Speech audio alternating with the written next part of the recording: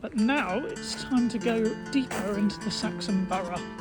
So this was probably part of the main street of the Saxon borough.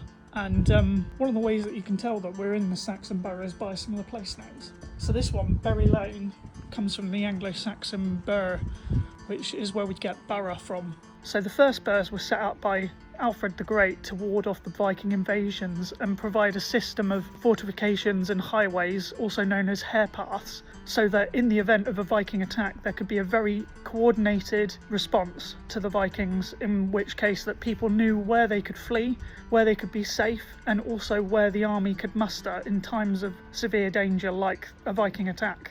And unfortunately, Kingsteignton was possibly the site of a Viking invasion, actually. So there is a record in the annals of time of a Viking invasion and attack at Kingsteignton, which was known as Taintoner at that time, or Farm on the River Tane.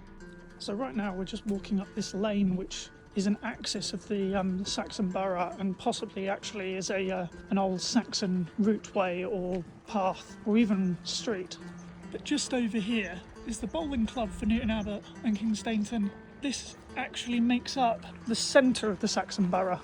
So it might have been a very, very important space back then, with possibly a site of a market, where people might have held fairs on holy days and much more. It's also likely that water played a very important part in the defence of this town, because it meant that in times of war and invasion, whilst they were still holed up in their settlement or fortification of the borough, it meant that they still had this lovely, clean, flowing river right through the middle.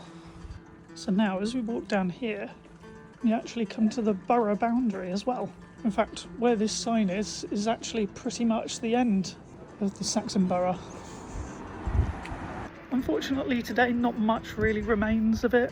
Excavations at Bury Meadow have shown that there are some remains of Saxon buildings and structures, but they're quite deep underground, and today they're all under houses. And actually right behind me here is Church Street, which is the actual other boundary of the Saxon borough. It's also probably named Church Street because it's probably the actual way into the borough towards the church as well.